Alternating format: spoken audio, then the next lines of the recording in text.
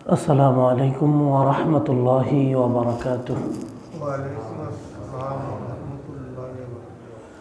আলহামদুলিল্লাহ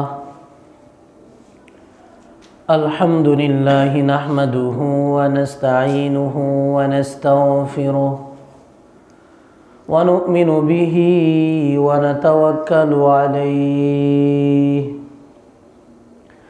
ونعوذ بالله من شرور أنفسنا ومن سيئات أعمالنا من يهده الله فلا مضل له ومن يضلل فلا هادي له وأشهد أن لا إله إلا الله وحده لا شريك له وأشهد أن سيدنا ومولانا محمدا عبده ورسوله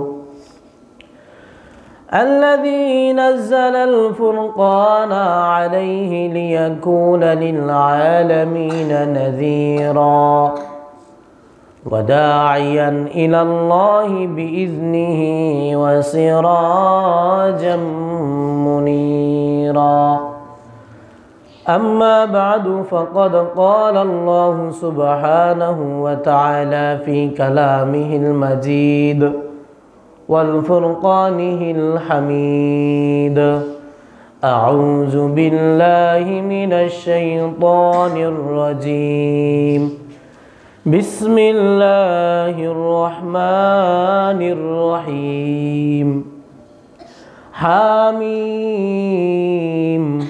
والكتاب المبين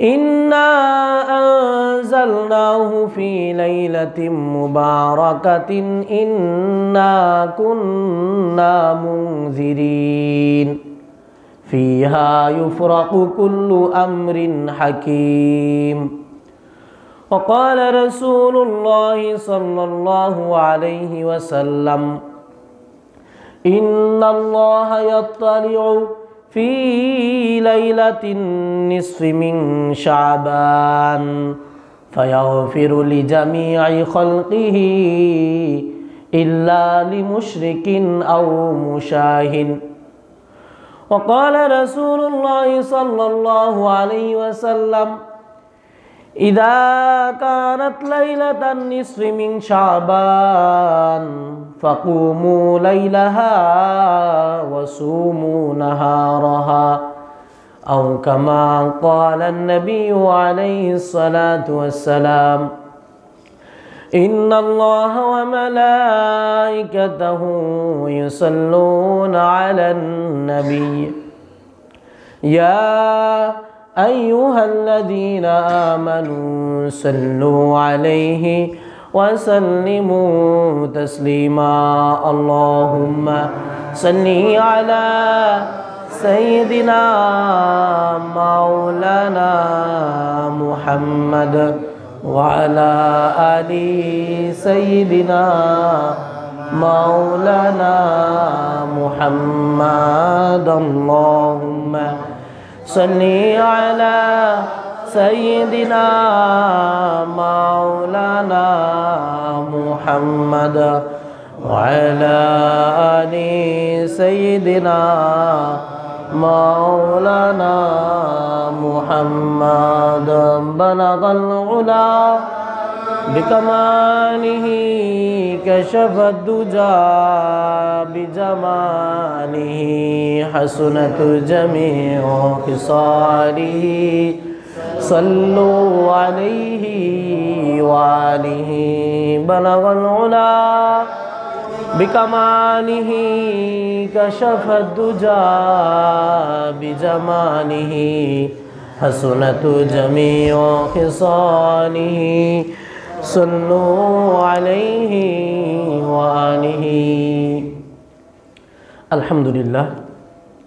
মহান আল্লাহ রব্বুল আলামিনের দরবারে অসংখ্য অগণিত শুকরিয়া আদায় করছি, যিনি আমাদেরকে আজকের এই রাতে, এই পবিত্র রাতে মর্যাদাময় রাতে, সম্মানিত রাতে, শবে বরাতে মসজিদে, আল্লাহর ঘর মসজিদে একত্রিত হওয়ার আশা তৌফিক দান করেছেন।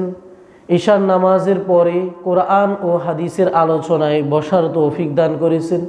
কিছু কথা বলার ও শোনার তৌফিক দান করেছেন। এজন্য আমরা সবাই কালিমাতে শুকর আদায় করেছি, আলহামদুলিল্লাহ। আজকের এই রাতটাকে বলা হয় শবে বরাত। কি বলা হয়? শবে বরাত। সব এটা হচ্ছে ফার্সি শব্দ। সব শব্দের শাব্দিক অর্থ হচ্ছে রাত, আর বরাআত এটা হচ্ছে আরবি শব্দ।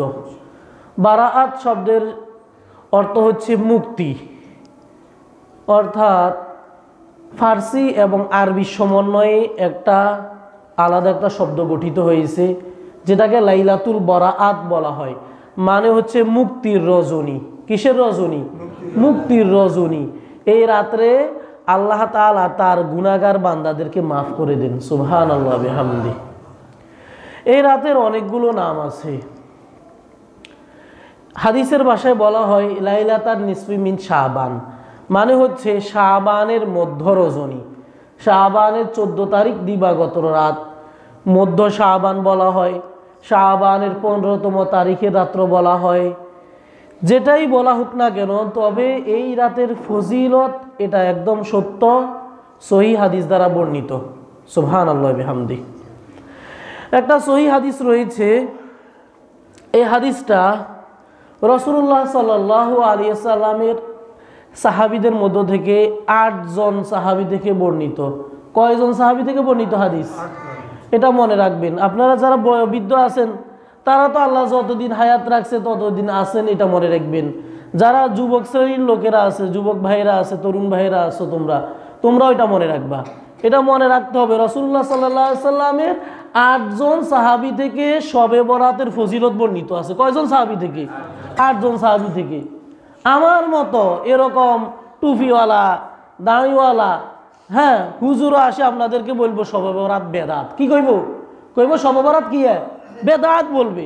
আমার মতো হুজুরে বলবে ঈমান নষ্ট করার জন্য। কি নষ্ট করার জন্য? ঈমান নষ্ট করার জন্য। কারণ যেটা ভালো সেটার নকল হয়, যেটা ভালো সেটার কি হয়? সেটার নকল বেশি হয়। কথা কন না? যেটা ভালো সেটার নকল বেশি হয়। মানুষেরা যেহেতু হুজুরদেরকে বেশি ভক্তি করে, শ্রদ্ধা করে, শয়তান হুজুরের বেশে আসি মানুষের ঈমান নষ্ট করে। শয়তান কিসের বেশে আসি ঈমান নষ্ট করে? হুজুর বেশে আসি ঈমান নষ্ট করব আপনাদের। শবে বরাত এটা সহিহ হাদিস, 8 জন সাহাবী থেকে বর্ণিত হাদিস, যে এই শবে বরাতটা একটা ফজিলতপূর্ণ রাত। এই রাতের ইবাদত সত্য, এই রাতের ফজিলত সত্য। আল্লাহ তাআলা এই রাতে আল্লাহর অসংখ্য বান্দাদেরকে মাফ করে দিন, সুবহানাল্লাহ বিহামদি। দেখা যায় ইউটিউবে, ফেসবুকে, বিভিন্ন জায়গায় বিভিন্ন জনে লেখালেখি করে শবে বরাত বেদাত। বড় হুজুর বলুক আর যেই বলুক না কেন, কোনো হুজুর, কোনো মুফতি সাহেব, কোনো মুফাসসির সাহেব কিন্তু আমাদের দলিল না। তাদের কথা আমরা মানব, তবে তাদের কথাও আবার যাচাই বাছাই করে মানতে হবে। যখন তারা কোনো কথা কোরআন এবং হাদিস ভিত্তিক বলে, কোরআন থেকে বলে, হাদিস থেকে বলে, দলিল প্রমাণ সহ বলে, তখন আমরা সেই কথাটা মানব। যদি এমনিতেই বলে ফেলে, কোরআনেও নাই হাদিসেও নাই, আন্দাজি নিজের মন মতো বলে ফেলে, সেই কথা আমরা মানব না। কথা বুঝে আসছিনি? সেই কথা মানা যাবে না।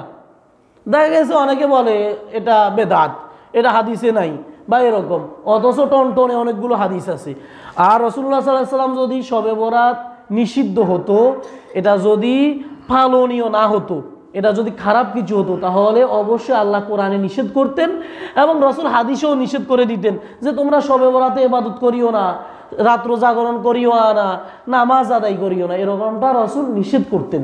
কিন্তু রাসূলুল্লাহ সাল্লাল্লাহু আলাইহি ওয়াসাল্লামের লক্ষ লক্ষ হাদিসের মাঝে কোনো হাদিসে রাসূল নিষেধ করেননি, বরঞ্চ হাদিসে অনেকগুলো প্রমাণ আছে। আল্লাহর হাবিব সাল্লাল্লাহু আলাইহি ওয়াসাল্লাম হাদিসে পাকের মাঝে ইরশাদ করেন, ইন্নাল্লাহা ইয়াত্তালিউ ফি লাইলাতিন নিসফি মিন শাবান, নিশ্চয় আল্লাহ তাআলা শাবানের মধ্যরাতে আল্লাহ তাআলা তার বান্দাদের দিকে রহমতের দৃষ্টিতে তাকান, সুবহানাল্লাহি ওয়া বিহামদিহি। ইন্নাল্লাহা, নিশ্চয় আল্লাহ তাআলা, ইয়াত্তালিউ, আল্লাহ দৃষ্টিপাত করেন, আল্লাহ দেখেন বান্দাদের দিকে, ফি লাইলাতিন নিসফি মিন শাবান, শাবানের মধ্য তারিখের রাতে। ফায়াগফিরু লিজামিই খালকি, এবং আল্লাহ তাআলা তার সকল মাখলুকদেরকে মাফ করে দেন। সুবহানাল্লাহ। আল্লাহর যত সৃষ্টি আছে, যত মাখলুক আছে, মানুষ থেকে নিয়ে শুরু করে মানুষ, জিন, ইনসান যারা আছে সবাইকে আল্লাহ মাফ করে দেন। সুবহানাল্লাহ বিহামদি। ইল্লা লিমুশরিকিন আও মুশাহিন, রাসূল বলেন তবে ইল্লা লিমুশরিকিন, যে শিরিক করে, যে মুশরিক, তাকে আল্লাহ তাআলা মাফ করেন না। কাকে মাফ করেন না?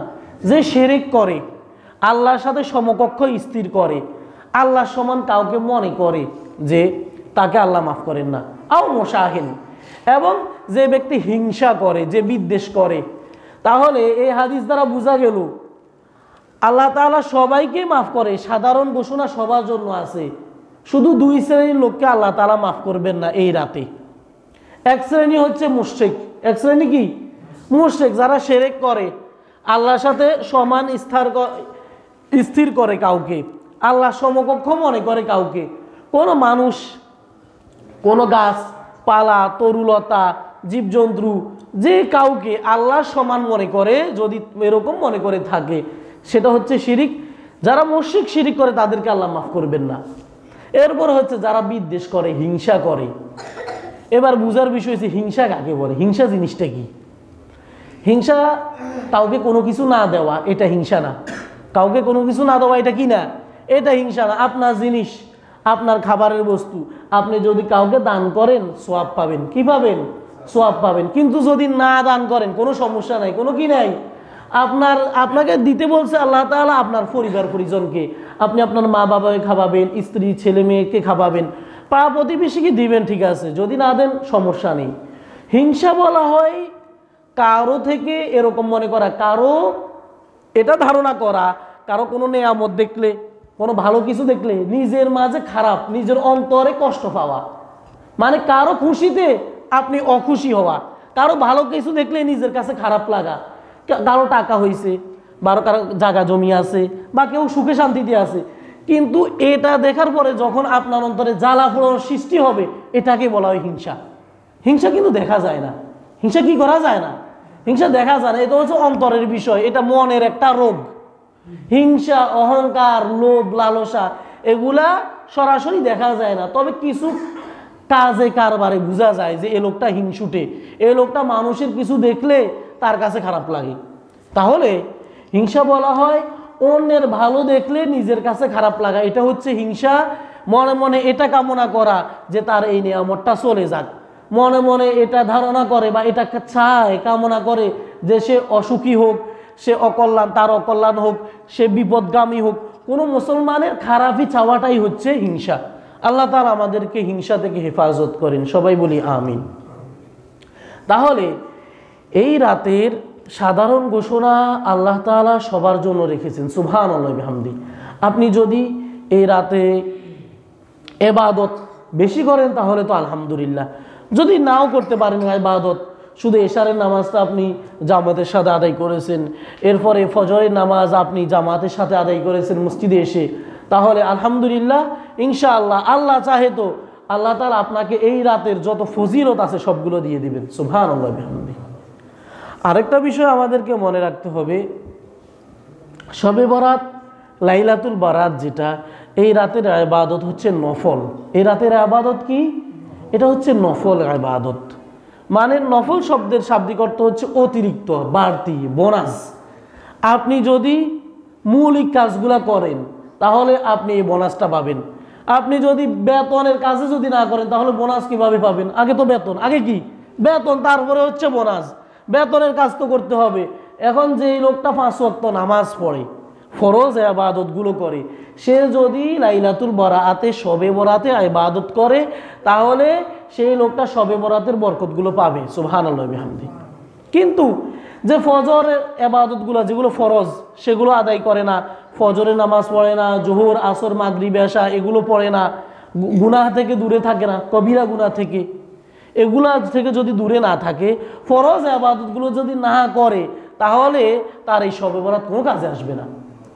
এরকম হাজারটা শবে বরাত মিলাইয়া ফজরের নামাজের 2 রাকাত ফরজের সমান হবে না। কথা বুঝে আসছেনি? কারণ কি? কারণ হচ্ছে এটা নফল। এটা কি? শবে বরাতের ইবাদতটা হচ্ছে নফল। আপনি যদি শবে বরাতের ইবাদতটা নাই করেন, আল্লাহ তাআলা আপনাকে জিজ্ঞেস করবে না, বান্দা কেন তুমি লাইলাতুল বারাতে ইবাদত করলা না, এটা জিজ্ঞেস করবেন না।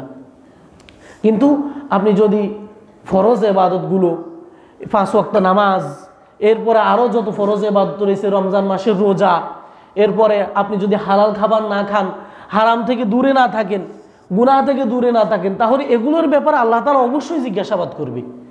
এজন্য আমাদেরকে সবসময় মনে রাখতে হবে যে শবে বরাতের ইবাদত যেগুলো, এগুলো হচ্ছে নফল এবং মুস্তাহাব। আল্লাহ আমাদেরকে বোঝার তৌফিক দান করেন, সবাই বলি আমিন। আল্লাহর হাবিব সাল্লাল্লাহু আলাইহি ওয়াসাল্লাম হাদিসে পাকের মাঝে ইরশাদ করেন, রাসূল বলেন, তুবা লিমান ইয়ামালু ফি লাইলাতিন নিসফি মিন শাবান। রাসূল বলেন, সৌভাগ্য ওই ব্যক্তির জন্য যে শবে বরাতে লাইলাতুন নিসফি মিন শাবান, শাবানের মধ্য রজনীতে ইবাদত করলো। সুবহানাল্লাহ বিহামদি। তুবা, রাসূল বলেন সৌভাগ্য তার জন্য, সে ভাগ্যবান, সে কপালওয়ালা, চান কপালওয়ালা সে, যে ব্যক্তি লিমান ইয়ামালু, যে ইবাদত করলো ফি লাইলাতুন নিসফি মিন শাবান, শবে বরাতে। তাহলে যে লোকটা শবে বরাতে ইবাদত করবে, শবে বরাত জানবে, বুঝবে, রাতে ইবাদত করবে, সে হচ্ছে ভাগ্যবান। কিন্তু দুর্ভাগা কে? দুর্ভাগা হচ্ছে তারা যারা এই রাত্রে অস্বীকার করে, এই রাতের ফজিলতকে কি করে? অস্বীকার করে। এই রাতটাকে যারা গুরুত্ব দেয়, অস্বীকার করে, তারা হচ্ছে দুর্ভাগা, হতভাগা। কারণ সে তো বিশ্বাসই করে না। যদি বিশ্বাস করতো তাহলে ইবাদত করতো, কম হলেও ইবাদত করতো, কিন্তু বিশ্বাস তো করেই না, বরং এই রাতকে বেদাত বলে। তাদের জন্য কোনো এই রাতের ক্ষমার কোনো ঘোষণা নাই। নাউজুবিল্লাহি মিন যালিক। এই রাতে কিন্তু আল্লাহ সবাইকে মাফ করবেন, কয়েক শ্রেণীর লোককে মাফ করবেন না। প্রথমত যেটা বলেছিলাম, যারা মুশরিক, এরপর যারা হিংসা বিদ্বেষ করে, আরো কিছু লোক আছে যারা গণক, যারা কি গণক, মানুষের রাশি গণনা করে, হস্তরেখা গণনা করে, এদেরকে আল্লাহ তাআলা এই রাতে মাফ করবেন না। এরপর হচ্ছে যারা জাদুকর, যারা জাদু করে, বান টোনা করে, মানুষের জন্য সেহের করে, মানুষের ক্ষতি করার জন্য জাদু মন্ত্র করে, তাদেরকে আল্লাহ তাআলা মাফ করবেন না। এরপর হচ্ছে হিংসুটে ব্যক্তি, এরপরে যারা শরাব পান করে, মদ পান করে, যারা মাদক সেবন করে, এদেরকে আল্লাহ তাআলা মাফ করবেন না। যারা সুদ এবং ঘুষ পান করে, খায়, সুদ এবং ঘুষ খায়, তাদেরকে আল্লাহ তাআলা মাফ করবেন না। জেনাকারকে আল্লাহ মাফ করবেন না। এই কয়েক শ্রেণীর লোককে আল্লাহ তাআলা মাফ করবেন না। তবে হ্যাঁ, তারা যদি এই রাতে তওবা করে, খালেস নিয়তে আল্লাহর কাছে তওবা করে, অর্থাৎ ভবিষ্যৎ জীবনে আর এই কবিরা গুনাহগুলো করবেন না, এরকম ওয়াদাবদ্ধ হয় আল্লাহর দরবারে, তাহলে আল্লাহ চাইতো তাদেরকে মাফ করবে। সুবহানাল্লাহ বিহামদি। আরো কিছু হাদিস রয়েছে। আল্লাহর হাবিব সাল্লাল্লাহু আলাইহি সাল্লাম হাদিসে পাকের মাঝে ইরশাদ করেন, যেই ব্যক্তি লাইলাতুল বারাতে, শবে বরাতে রাত্র জাগরণ করলো, শবে বরাতে ইবাদত করলো, আল্লাহ তাআলা তাকে আরবের 3টা গোত্রের কথা বলা হয়েছে, বনি কেলাব, বনি নাজার, যারা এরকম মেষ পালন করত, ভেড়া পালন করত, ছাগল পালন করত, রাসূল বলেন তাদের সেই পশুগুলোর পশম পরিমাণ লোকদেরকে আল্লাহ তাআলা মাফ করে দেবেন। সুবহানাল্লাহ বিহামদি। এরকম অসংখ্য বলা হয়েছে যে আরবের তৎকালীন সময় আরবের লোকেরা কিন্তু পশু পালন করত। কি করত? তারা পশু পালন করত। তাদের আর্থিক অর্থকরী উপার্জনের মূল মাধ্যম যেটা ছিল, সেটা হচ্ছে তারা প্রথমত হচ্ছে তারা ব্যবসা করত, এরপরে হচ্ছে তারা পশু পালন করত। যেমন দেখি আমরা নবী রাসূলদের জীবনীতেও যদি তালাশ করি, অনেক নবী রাসূল কিন্তু ছাগল ছড়াতেন, ছাগল পালতেন। আমাদের রাসূলুল্লাহ সাল্লাল্লাহু আলাইহি ওয়াসাল্লাম তিনিও এরকম ভেড়া পালন করছেন, এরকম অর্থকরীর বিনিময়ে তিনি এরকম ভেড়া চড়াইছেন, পালছেন, এরকম। তো আরবের লোকেরা এরকম পশু পালন করত, উট পালন করত। বনি নজির, বনি কেলাব, বনি এই গোত্রের লোকেরা, এরা বলা হয়েছে এদের কেউ কেউ এরকম 20,000 25,000 এরকম পশু পালন করতো। সুবহানাল্লাহ বিহামদি। রাসূল বলেন এদের এই পশুগুলোর পশম পরিমাণ এরকম উম্মতদেরকে আল্লাহ তাআলা মাফ করে দিবেন। সুবহানাল্লাহ বিহামদি। এরপরে রাসূলুল্লাহ সাল্লাল্লাহু আলাইহি ওয়াসাল্লাম আরেকটা হাদিসে ইরশাদ করেন, ক্বালা রাসূলুল্লাহ সাল্লাল্লাহু আলাইহি ওয়াসাল্লাম ইযা কানাত লাইলাতান নিসফি মিন শাবান, যখন শাবানের মধ্য তারিখ এসে যায়, ইয়াত্তালিউল্লাহু তাআলা ইয়ানজিলুল্লাহু তাআলা ইলা সামাইদ দুনিয়া, আল্লাহ তাআলা দুনিয়ার আসমানে নাজিল হন। আল্লাহ তাআলা দুনিয়ার আসমানে আসে। আল্লাহ কোথায় আসে? দুনিয়ার আসমানে আসে। এই কথাগুলো যে শুধু আমার মুখের কথা এমন না, আমাদের মসজিদে যে খুতবার বইটা পড়া হয় এই খুতবার বইতেও আছে। আজকে আমি জুমার খুতবাতেও এই হাদিসগুলো বলেছিলাম, এই হাদিসগুলো এখানেও আছে। যে আল্লাহর হাবিব সাল্লাল্লাহু আলাইহি সাল্লাম হাদিসে পাকের মাঝে ইরশাদ করেন যে আল্লাহ তাআলা এরকম দুনিয়ার আসমানে আসে। রাসূল বলেন, ক্বালা রাসূলুল্লাহ সাল্লাল্লাহু আলাইহি ওয়াসাল্লাম ইযা কানাত লাইলাতান নিসফি মিন শাবান, যখন শাবানের মধ্য রজনী আসে। কিতাবে কিন্তু প্রমাণ, কি প্রমাণ? এই কিতাবটা প্রমাণ। আর এই কিতাবটা কে লিখছেন? এই কিতাবটা প্রথমে লিখেছিল আশরাফ আলী থানভী রহমতুল্লাহ আলাইহি। কে লিখেছে? আশরাফ আলী থানভী রহমতুল্লাহ আলাইহি, যিনি হচ্ছেন এই জামানার এই শতাব্দীর মুজাদ্দিদ। এই শতাব্দীর কি? মুজাদ্দিদ।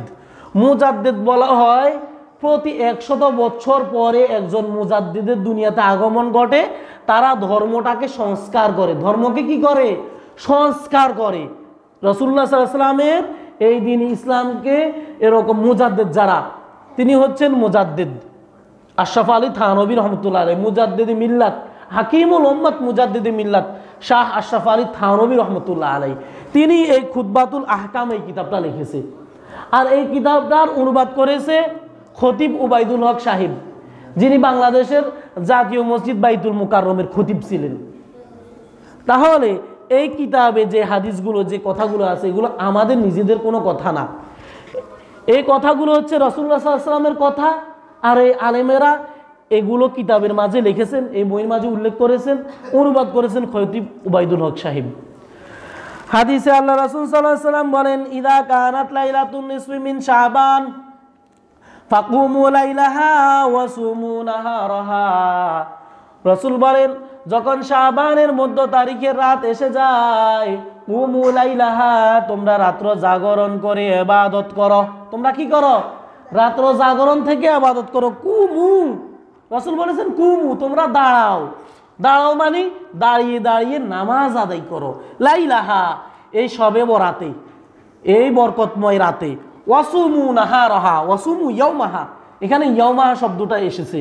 ইয়াউমুন শব্দের অর্থ দিন, এরপরে নাহার শব্দের অর্থ দিন। কোন হাদিসে নাহার শব্দ এসেছে, কোন হাদিসে ইয়াউমুন শব্দ এসেছে, দুটোর অর্থই কিন্তু একই।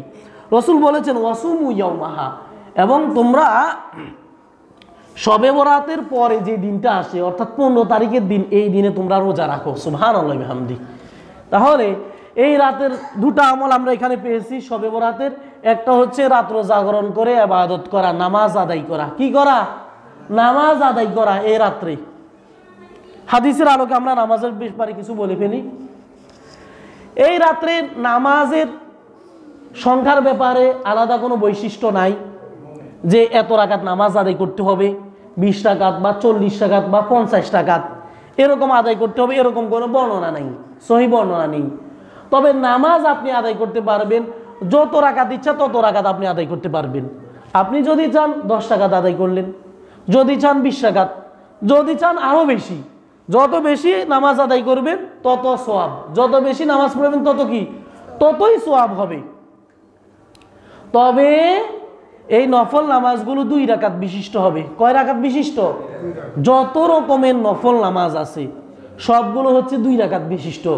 শুধু সালাতুত তাসবিহ নামে যে নামাজটা আছে এই নামাজটা শুধু 4 রাকাত বিশিষ্ট। এছাড়া যত নফল নামাজ আছে, তাহাজ্জুদের নামাজ বলেন, ইশরাকের নামাজ বলেন, সাস্তের নামাজ বলেন, জাওয়ালের নামাজ বলেন, এরপর আউয়াবিনের নামাজ বলেন, মাগরিবের নামাজের পরে যে নামাজটা পড়া হয় এশার আগে, যেই যত নামাজ আপনি আদায় করুন না কেন এই নামাজগুলো 2 রাকাত বিশিষ্ট। কয় রাকাতওয়ালা? 2 রাকাতওয়ালা। 2 রাকাত করে আপনি নামাজটা আদায় করবেন। যত রাকাত ইচ্ছা পড়তে পারবেন, কোনো সমস্যা নেই। যে কোনো সূরা দিয়ে ইচ্ছা পড়তে পারবেন, যে কোনো কি, যে কোনো সূরা দিয়ে ইচ্ছা পড়তে পারবেন। আপনি যদি চান সূরা কদর দিয়ে পড়বেন, ইন্না আনজালনা, এরপরে সূরা ইখলাস, তাও পারবেন। প্রথম রাকাতে সূরা কদর পড়লেন, দ্বিতীয় রাকাতে সূরা ইখলাস পড়বেন। এরপরে সূরা যদি সংখ্যা বাড়াতে চান তাও পারবেন, তবে এটাতে দেখা গেছে সংখ্যাতে অনেক সময় বেড়মিল হয়ে যায়, গড়মিল হয়ে যায়। হয়তো আপনি কবার গুনছেন, সূরা কদর 5 বার পড়ছেন নাকি 7 বার পড়ছেন, হিসাব করতে গেলে দেখা গেছে নামাজের মনোযোগী নষ্ট হয়, একাগ্রতা থাকে না। এজন্য উত্তম হচ্ছে একবারই পড়েন। আমরা অন্য অন্য নামাজে যেরকম পড়ি, একটা সূরা কবার পড়ি, আমরা একবারই পড়ি। একটা রাকাতে একটা সূরা আমরা কবার পড়ি, অন্য অন্য নামাজগুলোতে একবার পড়ি। কুল হুয়াল্লাহ সূরা পড়লে একবার পড়ি, আলাম তারা পড়লে একবার পড়ি, লিলাফি পড়লে এক রাকাতে আমরা একবারই পড়ি। আপনি যদি চান প্রথম রাকাতে আলাম তারা পড়লেন, দ্বিতীয় রাকাতে ইলাফি পড়লেন, এরপর রাকাতে যদি আরাইতাল্লাযী পড়েন, পরের রাকাতে আবার আপনি ইন্না আতাইনা পড়লেন, অর্থাৎ 2 রাকাত করে আর কি। এরপরে আবার আপনি 2 রাকাত শুরু করলেন, প্রথম রাকাতে যদি কুল ইয়া আইয়ুহাল কাফিরুন পড়েন, সূরা কাফিরুন, পরের রাকাতে ইজা জা পড়লেন, সূরা নাসর পড়লেন। আবারও 2 রাকাত শুরু করলেন, আপনি যদি প্রথম রাকাতে তাব্বাত ইয়াদা সূরা লাহাব পড়েন, পরের রাকাতে সূরা ইখলাস কুল হুয়াল্লাহ পড়লেন। আবারও যদি 2 রাকাত পড়েন, প্রথম রাকাতে আপনি সূরা ফালাক পড়লেন, কুল আউযু বিরাব্বিল ফালাক, পরের রাকাতে সূরা নাস কুল আউযু বিরাব্বিন নাস পড়লেন, কোনো সমস্যা নাই, 2 রাকাত করে পড়ে ফেলতে পারবেন। এই সূরাগুলো দিয়ে পড়লে বেশি ভালো হবে, কারণ এই সূরাগুলো আমরা সবসময় পড়ে থাকি। এই সূরাগুলো আমরা কি করি, সবসময় সচরাচর পড়ি। সূরা কদর কিন্তু সবসময় আমাদের জন্য পড়া হয় না। এরপরে সূরা দুহা আছে, সূরা 3 আছে, সূরা জিলজাল আছে, সূরা হুমাজা আছে, সূরা তাকাসুর, আল হাকুমুত তাকাসুর আছে। এগুলো কিন্তু আমরা সচরাচর এত বেশি পড়ি না। হ্যাঁ, যারা মসজিদের ইমাম আইমা আছে, খতিব আছে, আলেম ওলামা হাফেজ আছে, তারা পড়ে, তাদের হিসাব ভিন্ন।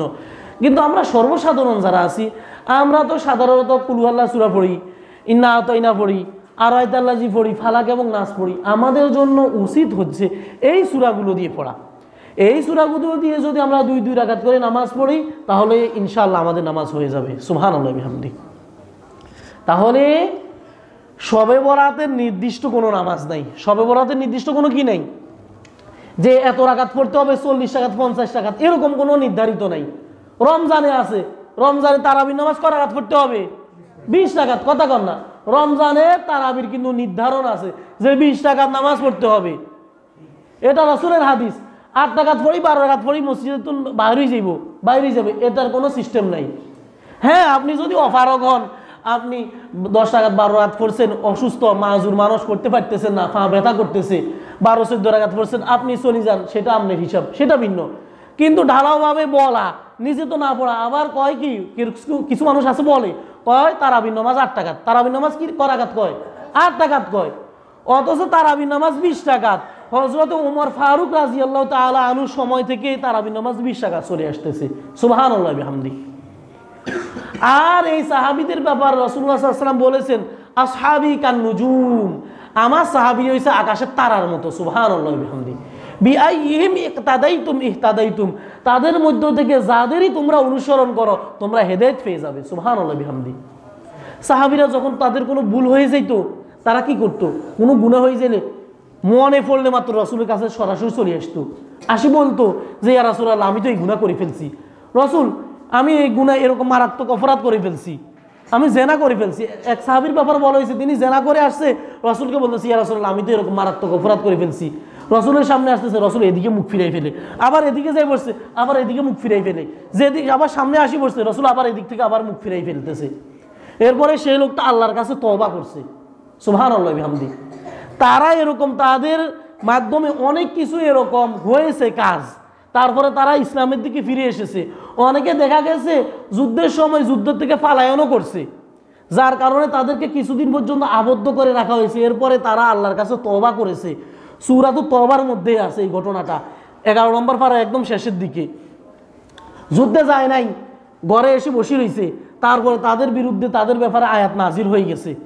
এরপরে তাদেরকে বয়কট করা হয়েছে। তারা এরকম কি করছে, আল্লাহর কাছে মুতাওয়াজ্জু হয়েছে, তওবা করেছে, আল্লাহ তাআলা তাদের তওবা করে কবুল করেছে। সুবহানাল্লাহি বিহামদিহি। তাহলে যেটা বলার বিষয় সেটা হচ্ছে, শবে বরাতের নির্ধারিত কত রাকাত নামাজ পড়তে হবে এটা নাই, তবে রমজানে আছে, রমজানের 20 রাকাত তারাবি পড়তে হবে। মিথ্যা কথা বলে হাদিসের দোয়াই দিয়ে মানুষদেরকে গুমরাহ করা, 8 রাকাত বলে মানুষদেরকে মসজিদ থেকে বের করে দেওয়া, এগুলো খুবই বোকামি, এগুলো একটা গুমরাহি, এগুলো একটা ফতভ্রষ্টতা। একটা ইবাদত আপনি যদি বেশি করেন তাহলে আপনার সওয়াব বেশি হবে। ইবাদত বেশি করলে কি হবে, সোয়াব বেশি হবে। আরে ভাই আমাদের তো দরকার সোয়াব, আমাকে দরকার কি? আমাকে দরকার তো সোয়াব, আমাকে দরকার সোয়াব, সোয়াব ছাড়া তো কিছু দরকার নেই। কিতাবের মাঝে বলা হয়েছে, হাদিসের মাঝে, জান্নাতে যাওয়ার পরে বান্দা সোয়াবের জন্য, নেক আমলের জন্য আফসোস করবে। আর তারাবির নামাজ এটা তো কোনো শিরিক বা বেদাত এরকম কিছু না, এটা সহি হাদিস দ্বারা প্রমাণিত, রসুলের সুন্নাহ দ্বারা প্রমাণিত। রসুলের যুগ থেকেই তারাবির নামাজ চলে আসতেছে, সুবহানাল্লাহ বিহামদি। তাহলে শবে বরাতের নির্ধারণ তো পরিমাণের কোনো নামাজ নাই, 50 রাকাত বা 100 রাকাত পড়তে হবে এরকম না। যত রাকাত ইচ্ছা আপনি পড়তে পারবেন, যত রাকাত। আপনি যদি 2 রাকাতও পড়েন তাও কোনো আপত্তি নাই, যে এই লোকটা কেন 2 রাকাত পড়ছে এটাও কোনো আপত্তি নাই। আবার যদি আপনি 50 রাকাত পড়েন তাও আপত্তি নাই। এরপর হচ্ছে 2 রাকাত বিশিষ্ট নামাজটা। আল্লাহ আমাদেরকে বোঝার তৌফিক দান করেন। এরপর রাসূল বলেন ওয়াসুমু ইয়াওমাহা, আর আরেকটা ইবাদত হচ্ছে রোজা। আরেকটা ইবাদত কি? রোজা রাখা দিনের বেলায়। এটা নফল রোজা। এটা কি রোজা? নফল রোজা, মুস্তাহাব রোজা। আপনি যদি রাখেন তাহলে এর উসিলা করে আল্লাহ তাআলা আপনার গুনাহগুলো মাফ করে দিবেন, সুবহানাল্লাহ বিহামদি। রাসূল এক হাদিসে বলেন যে যে ব্যক্তি শবে বরাতে ইবাদত করবে, রাত্র জাগরণ থাকবে, রোজা রাখবে, লাম ইয়ামসাসহুন নার আবাদা, তাকে জাহান্নামের আগুন কখনো স্পর্শ করবে না, সুবহানাল্লাহ বিহামদি। এরপর রাসূল বলেন ফাইনাল্লাহ তাআলা, নিশ্চয় আল্লাহ তাআলা ইয়ানজিলু ফিহা, শবে বরাতে আসমানে, দুনিয়ার আসমানে নাজিল হয়। কোন আসমানে? দুনিয়ার আসমানে, যে আসমানটাতে তারকা আছে। আমরা যে আকাশটা দেখি এই আকাশে তারা আছে, অন্য আকাশে তারা নাই। অন্য আকাশে কি নাই? অন্য আকাশগুলোতে তারা নাই। এটা কোরআন শরীফের সূরা কি বলে, সূরা তাবারাকাল্লাহ, সূরা মুলুকের মধ্যে আল্লাহ তাআলা বলছেন যে দুনিয়ার আসমানরে আমি তারকারাজি দিয়ে সাজাইছি, এই আকাশটাতে তারা আছে। আর এই তারকারাজি বিশিষ্ট এই আকাশে আল্লাহ তাআলা নামিয়ে আসে আল্লাহর আরশ থেকে। আরশ থেকে এই আকাশে আল্লাহ নেমে আসে। আল্লাহ কি বলেন? লিগুরুবি শামসি ইলা সামাইদ দুনিয়া ইন্নাল্লাহ তাআলা ইয়ানজিলু, আল্লাহ তাআলা অবতরণ করেন, নেমে আসেন। লিগুরুবি শামসি, যখন সূর্য ডুবে যায়। কখন আল্লাহ আসে? সূর্য ডুবার সাথে সাথে আল্লাহ তাআলা এসে যায়, মানে মাগরিবের সময়। ইলা সামাইদ দুনিয়া, দুনিয়ার আসমানে। ফায়াকুলু, আল্লাহ তাআলা তখন দুনিয়ার মানুষদেরকে ডাক দিয়ে বলেন আলা মিন মুস্তাগফিরিন ফাগফির লাহু। আল্লাহ তাআলা বলেন আলা মিন মুস্তাগফিরিন ফাগফির লাহু, কে এরকম আসো ক্ষমা প্রার্থী, আমার কাছে ক্ষমা চাইবা, আমার কাছে মাফ চাইবা, আমি তাকে মাফ করে দিব, সুবহানাল্লাহ বিহামদি। ফাগফির লাহু, আমি তাকে মাফ করে দিব। আলা মিন মুস্তারজিকিন ফাআরযুকাহু, আল্লাহ তাআলা আরো বলেন কে এরকম আছো রিজিক প্রার্থী, জীবিকা প্রার্থী, আমার কাছে জীবিকা চাইবা। আলা মিন মুস্তাগফিরিন, কে এরকম আছো খাবার চাইতেছো, কার খাবারের অভাব আছে, যার টাকা পয়সার অভাব আছে, টাকা পয়সা দরকার, ধন দৌলতের দরকার, জায়গা জমিন দরকার, পোশাক আশাকের দরকার, ভালো খাবারের কার দরকার, ফাআরযুকাহু, আমি তাকে রিজিক দিব, সুবহানাল্লাহ বিহামদি। এরপরে আল্লাহ তাআলা আরো বলেন আলা মুবতালা ফাউআফিয়াহু, কে এরকম আছো বিপদগ্রস্ত, কে এরকম আছো রোগাগ্রস্ত, বিপদে আছো, সমস্যায় আছো, বিভিন্ন ধরনের সমস্যাতে জর্জরিত আছো, ফাউআফিয়াহু, আমি তার বিপদগুলো দূর করে দিব, তার সমস্যাগুলো দূর করে দিব, সুবহানাল্লাহ বিহামদি। এরপর আল্লাহ তাআলা আরো বলেন আলা কাজা আলা কাজা, আল্লাহ আরো কিছু এরকম বলেন। শুধু যে তিনটা কথা এরকম বলেন না, কে আমার থেকে দূর হয়ে গেছো আমার কাছে আসো, কে এরকম অনেক গুনাহ করেছো আমার কাছে তওবা করতে চাও তওবা করো, কার এরকম কত সমস্যা আছে, অর্থাৎ বিভিন্ন ধরনের তো মানুষের সমস্যা আছে। মানুষের সমস্যার কি শেষ আসেনি? কথা কন না, সমস্যার কি শেষ আসেনি? দুনিয়ার সমস্যার কোনো শেষ নাই, অনেক সমস্যা থাকতে পারে, মামলা মুকদ্দমা আছে, সমস্যা আছে, জায়গা জমি নিয়ে সমস্যা আছে, ছেলে মেয়ে কথা শুনে না, কথা কন না, ছেলে মেয়ে আছে না এরকম।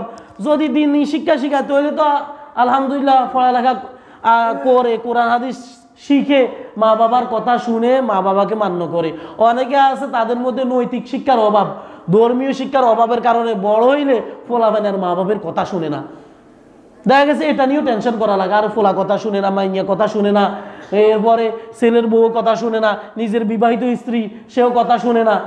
বিভিন্ন ধরনের সমস্যা, মানুষের দুনিয়া জীবনে সমস্যা শেষ নাই। আপনার যত সমস্যা আছে, আপনার এই সমস্যার কথাগুলো আপনি কারে কইবেন? আল্লাহরে কইবেন, কথা কন না, কারে কইবেন? আল্লাহরে কইবেন। দুনিয়ার কেউ সমাধান করতে পারবে না তো। মানুষে কইলে মানুষে কি করবো জানেননি? মানুষের সমাধান করতে পারবে না। কেউ যদি আপনাকে হিংসা করে, সে চাইবে কাটা গায়ে আর একটু লবণের ছিটা মারতে। কারণ সবাই তো একরকম না। সবাই কি না? সবাই তো একরকম না। এটা মানবিক একটা তবিয়ত। সবাই যে ভালো এরকমও না, আবার সবাই যে খারাপ সেটাও না। খারাপ কাজটা করব মানুষই, খারাপ করব কে? খারাপ করব মানুষের, তবা করব আবার মানুষই। গুনাহ করবে মানুষে, গুনাহ কি ফেরেশতা করব নি? গুনাহ ফেরেশতা করবে না তো। আল্লাহ তাআলা ইবাদত করবেন না, মানুষে বানাইছে, আবার এই মানুষ আবার গুনাহও করব। আল্লাহ তাআলা বলছেন, ও আমার বান্দারা, তোমরা যদি গুনাহ না করো, আমি এরকম একটা জাতি বানামু, তৈরি করবো, সৃষ্টি করবো, যারা গুনাহ করবে আবার আমার কাছে মাপ চাইবে, আমি তাদেরকে মাফ করে দেবো। সুবহানাল্লাহ বিহামদি। আমরাই গুনাহ করুম, গুনাহগার বান্দা আমরা। দেখা গেছে কারণ শয়তানের বানাই দিছে তো আমাদেরকে দিয়ে গুনাহ করাইবেন লাই। শয়তানে সারাক্ষণ আমগো করে আলটাইব, খোঁচাইব, গুনাহ করবেন লাই, ভালো কাজ থেকে দূরে সরাইতে চাইবো আমাদেরকে। কিন্তু গুনাহ করলে কি করতে হবে? গুনার মাঝে অটল থাকা যাবে না। আমাকে আল্লাহ তাআলা সময় দিয়েছে, ভালো হবার জন্য সময় দিয়েছে। 60 বছর, 70 বছর, 80 বছর, 90 বছর, 100 বছর পর্যন্ত সময় দিছে। কথা কন না? সময় দিছে না?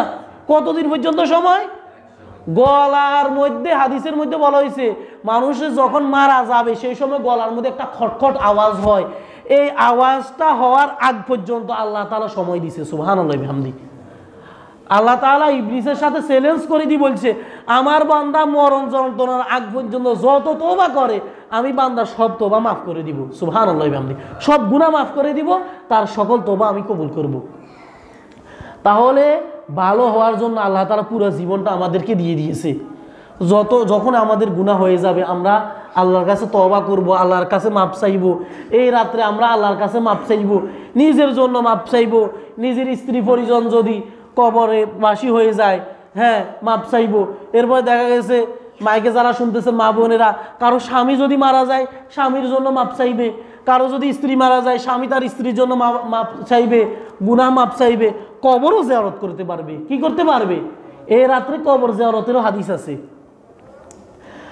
হযরত আয়েশা রাদিয়াল্লাহু তাআলা আনহা বলেন, হাদিসে বর্ণিত আছে, আয়েশা রাদিয়াল্লাহু তাআলা আনহা লাইলাতান নিসফি মিন শাবান, শাবানের রাতে রাসূলুল্লাহ সাল্লাল্লাহু আলাইহি সাল্লাম তার ঘরে তাশরিফ আনলো, নামাজ আদায় করলো। নামাজ পড়ে এরপর রাসূল সাল্লাল্লাহু আলাইহি সাল্লাম আবার ঘর থেকে বের হয়ে চলে গেছে। রাসূল কি করছে? নামাজ পড়ে আয়েশা রাদিয়াল্লাহু আনহার ঘর থেকে বাইরে হয়ে গেছে। আয়েশা রাদিয়াল্লাহু আনহা কি মনে করলেন? তিনি মনে করলেন যে রাসূল হয়তো তার ঘর থেকে রাসূলের অন্য কোনো বিবির ঘরে গেছেন। কিন্তু ওই রাত্রে আয়েশার ঘরে থাকার কথা ছিল। ওই রাত্রে কোথায় থাকার কথা ছিল? রাসূল সাল্লাল্লাহু আলাইহি ওয়াসাল্লাম তার স্ত্রী আয়েশা রাদিয়াল্লাহু আনহার ঘরেই থাকার কথা ছিল। তো রাসূলুল্লাহ সাল্লাল্লাহু আলাইহি ওয়াসাল্লাম তিনি তো কোনো খেয়ানত করবেন না, তিনি তো কোনো জুলুম করবেন না, অবিচার করবেন না। আয়েশা রাদিয়াল্লাহু আনহা রাসূলকে খোঁজ করতেছেন। তখন রাসূল সাল্লাল্লাহু আলাইহি ওয়াসাল্লাম মদিনাতে ছিলেন। মদিনার একটা কবরস্থান আছে, কবরস্থানের নাম হচ্ছে জান্নাতুল বাকি। জান্নাতুল কি? জান্নাতুল বাকি, বাকি গোরস্থান, বাকি কবরস্থান। আয়েশা রাদিয়াল্লাহু আনহা দেখতেছেন যে রাসূলুল্লাহ সাল্লাল্লাহু আলাইহি ওয়াসাল্লাম বাকি কবরস্থানে জান্নাতুল বাকিতে গিয়ে তিনি কান্নাকাটি করতেছে। সুবহানাল্লাহ বিহামদি। তিনি এরকম দোয়া করতেছে। তখন আয়েশা রাদিয়াল্লাহু তাআলা আনহা রাসূলকে বলল, ইয়া রাসূলুল্লাহ, আমি তো মনে করেছি আপনি হয়তো আপনার অন্য কোনো স্ত্রীর ঘরে তাশরিফ নিয়েছেন, অন্য কোনো স্ত্রীর ঘরে গিয়েছেন। রাসূল বললেন, না না আয়েশা, তুমি কি জানো আজকে কোন রাত? আজকে হচ্ছে শবে বরাত, লাইলাতান নিসফি মিন শাবান। এই রাতে আল্লাহ তাআলা তার অসংখ্য গুনাহগার বান্দাদেরকে মাফ করে দেন। সুবহানাল্লাহ বিহামদি। রাসূলুল্লাহ সাল্লাল্লাহু আলাইহি ওয়াসাল্লাম সেই রাতে তার স্ত্রী হযরত খাদিজা রাদিয়াল্লাহু আনহার কবর জিয়ারত করেছিলেন। কার কবর? হযরত খাদিজা, রাসূলের স্ত্রী খাদিজার কবর জিয়ারত করার জন্য সেইখানে গিয়েছিল। তখন রাসূল বলল যে, আয়েশা, তুমি তো হইছো আমার সুখের দিনের স্ত্রী, আর খাদিজা ছিল আমার দুঃখের দিনের স্ত্রী। যখন কেউ মক্কার কোনো মানুষ আমাকে শ্রদ্ধা করতো না, দেখতে পারতো না, আমি যখন তাদেরকে কালিমার দাওয়াত নিয়ে যাইতাম, তারা আমাকে দূর দূর করে তাড়িয়ে দিত।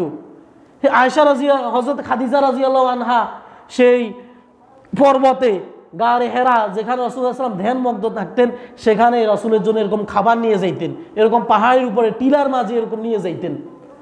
তো রাসূল বলছেন যে আমার কষ্টের সময়, যখন আমি কষ্ট ক্লেশ দুঃখে জর্জরিত ছিলাম, সেই সময়ে খাদিজা আমাকে অর্থ করে দিয়ে সাহায্য করেছিল, আমার খাবার দাবারগুলো এনে দিত, আমার চলার পথে সঙ্গী হয়েছে, আমার দুঃখের দিনের সাথী হয়েছে, আর তুমি তো আমার সুখের দিনের সঙ্গিনী। সুবহানাল্লাহ হামদি। তাহলে আমরা এই হাদিস থেকে জানতে পারলাম যে শবে বরাতে কবর জিয়ারত করা যাবে এবং সুন্নাহ। শবে বরাতে কি করা যাবে? কবর জিয়ারত করা যাবে। আপনারা যদি আপনাদের বাবা মা এরকম আত্মীয় স্বজন কেউ কবরবাসী হয়ে গেছে, তাদের কবর যদি জিয়ারত করতে চান, জিয়ারত করতে পারবেন। যদি কবরস্থানে যাইয়া জিয়ারত করতে চান, সেটাও পারবেন। যদি সেখানে না যান, ঘরে বসেও যদি দোয়া করে দেন, তাহলে সওয়াবটা পৌঁছে যাবে। সুবহানাল্লাহ বিহামদি। আপনি ঘরে বসে সূরা ফাতিহা পড়ে দিলেন, সূরা ইখলাস পড়ে দিলেন, হ্যাঁ, বা অন্য কোনো সূরা পড়ে দিলেন, যে কোনো দোয়া আপনি পড়লেন, আপনি শুধু সুবহানাল্লাহ পড়লেন বা আলহামদুলিল্লাহ পড়লেন বা অন্য একটা দোয়া পড়লেন বা দুরূদ শরীফ পড়লেন, এরপর আপনি নিয়ত করলেন, মনে মনে এই এরাদা করলেন, আল্লাহ আমার এই সওয়াবটা আপনি অমুকের কবরে অমুকের রুহে পৌঁছায় দেন, সঙ্গে সঙ্গে এটা পৌঁছে যাবে। সুবহানাল্লাহ বিহামদি। আপনি যদি নিয়ত করেন হযরত আদম আলাইহিস সালাম থেকে নিয়ে এই পর্যন্ত যত মুসলমান নারী পুরুষ, যত আম্বিয়া আলাইহিমুস সালাম, নবী আলাইহিমুস সালাম, যত সাহাবায়ে কেরাম, ওলি আউলিয়া, আইম্মায়ে মুজতাহিদিন, সালফে সালিহিন, আলেম ওলামা, পীর বুজুর্গ, যারা কবরবাসী হয়ে গেছে, সকলের রুহের মাঝে সওয়াব পৌঁছায় দেখ। আপনি যদি এটা নিয়ত করেন, নিয়ত করার সাথে সাথে তাদের রুহের মাঝে সওয়াবটা পৌঁছে যাবে। সুবহানাল্লাহ বিহামদি। তাহলে এই রাতে কবর জিয়ারত করা যাবে, এটা একটা বড় আমল। আল্লাহ তাআলা আমাদেরকে বুঝার তৌফিক দান করেন, সবাই বলি আমিন। তাহলে আল্লাহ তাআলা তার বান্দাদেরকে যে এরকম ডাকতে থাকেন যে বান্দা তোমাদের কার কি সমস্যা আছে আমার কাছে চাও, আলা কাজা আলা কাজা, আল্লাহ এরকম বলতে থাকে। এই কথাটা কতক্ষণ পর্যন্ত বলেন? হাত্তা ইয়াতুলু আল ফজর। ফাজর, এখানে ফাজর বলা হয়েছে, ফজরের ওয়াক্তের আগ পর্যন্ত। কতক্ষণ পর্যন্ত আল্লাহ বলেন? ফজরের ওয়াক্ত হওয়ার আগ পর্যন্ত। আপনারা তো মোটামুটি বুঝেন তো ফজর। ফজর তো আমরা আমাদের নোয়াখালীর ভাষা, বাঙালি ভাষা আমরা বলি ফজর। ফজরকে ফজর বলি, জোহরকে জোহর বলি। হাত্তা ইয়াতুলু আল ফজর, ফজর হওয়ার আগ পর্যন্ত আল্লাহ তাআলা এরকম তার বান্দাদেরকে এরকম ডাকতেই থাকে। বা আবার কোন কোন হাদিসে আছে আল্লাহ তাআলা সরাসরি নাম ধরেও ডাকেন। আল্লাহর হাবিব সাল্লাল্লাহু আলাইহি সাল্লাম হাদিসে পাকের মাঝে ইরশাদ করেন, প্রত্যেকটা রাতে আল্লাহ তাআলা, রাতের যখন 1/3 পার হয়ে যায়, তখন আল্লাহ তাআলা দুনিয়ার আসমানে আসেন। প্রত্যেক রাতে। কখন? প্রত্যেকটা রাতে যখন রাতের 3/1 শেষ হয়ে যায়, মানে রাতের 10টার পর থেকে নিয়ে 3/1 10টা পর্যন্ত দৌড়লাম, এরপর আরো 2 ভাগ রয়েছে, তখন আল্লাহ তাআলা দুনিয়ার আসমানে আসে। দুনিয়ার আসমানে এরকম আল্লাহ তাআলা বান্দাদেরকে ডাকতে থাকেন। আল্লাহ তাআলা নাম ধরে ধরে ডাকেন। আল্লাহ বলেন আব্দুল কুদ্দুস, আব্দুর রহিম, ইব্রাহিম, ইসমাইল, কে এরকম, তোমার কি দরকার? আল্লাহ বান্দাদেরকে বলে, বান্দা তুমি তো, তোমার তো অভাব, তোমার এরকম সমস্যা আছে, টাকা পয়সা নাই, এরপর রোগ ব্যাধিতে তুমি এরকম কষ্ট পাইতেছো। এরকম আল্লাহ তাআলা নাম ধরে ধরে ধরে ধরে এরকম ডাকতে থাকে, বান্দা আমার কাছে চাও, আমার কাছে চাও। সুবহানাল্লাহ বিহামদি। হাদিসে পাকের মাঝে বলা হয়েছে। এরপরে আল্লাহ তাআলা কি করেন? যারা আল্লাহর কাছে চায় তাদেরকে তো আল্লাহ তাআলা দিয়ে দেন। এরপরে আল্লাহ যে নিয়ামতগুলো আছে, এই নিয়ামতগুলো, ধন ভান্ডারগুলো আল্লাহ তাআলা সমুদ্রের মাঝে নিক্ষেপ করে দেন এবং পাহাড়ের মাঝে নিক্ষেপ করে দেন। সুবহানাল্লাহ বিহামদি। সমুদ্রের তলদেশে আল্লাহর অনেক এরকম ধন ভান্ডার এরকম রয়েছে, মণি মুক্তা আছে। এরপরে পাহাড়ের তলদেশেও আছে, অনেক খনিজ পদার্থ আছে, অনেক কিছু আছে। আল্লাহ তাআলা এই জমিনের ভিতরে, এই মাটির তলায় আল্লাহ দিয়ে দিয়েছেন। স্বর্ণের খনি দিয়ে রাখছেন আল্লাহ, তেলের খনি দিয়ে রাখছেন, সব কিছু আল্লাহ তাআলা এই জমিনের ভিতরে দিয়ে রাখছেন। সুবহানাল্লাহ বিহামদি। এরপরে আল্লাহর হাবিব সাল্লাল্লাহু আলাইহি ওয়াসাল্লাম হাদিসে পাকের মাঝে আরো ইরশাদ করেন, আল্লাহর হাবিব বলেন, এই রাতের আরেকটা হাদিস আছে, বলা হয়েছে এই রাতটাকে বলা হয় ভাগ্য রজনী। কিসের রজনী? ভাগ্য রজনী। মানুষের ভাগ্য, মানুষের তাকদীর এই রাত্রে লেখা হয়। এই বছর থেকে নিয়ে, এই শবে বরাত থেকে নিয়ে আগামী শবে বরাত পর্যন্ত কতটা মানুষ এই দুনিয়াতে আসবে, কতটা মানুষ এই দুনিয়া থেকে যাবে, এগুলো সবগুলো আল্লাহ তাআলা লিখে রাখেন। সুবহানাল্লাহ বিহামদি। আল্লাহ তাআলা যে কথাগুলো বলা হয়েছে আমাদের সবাইকে বুঝার তৌফিক দান করেন, সবাই বলি আমিন।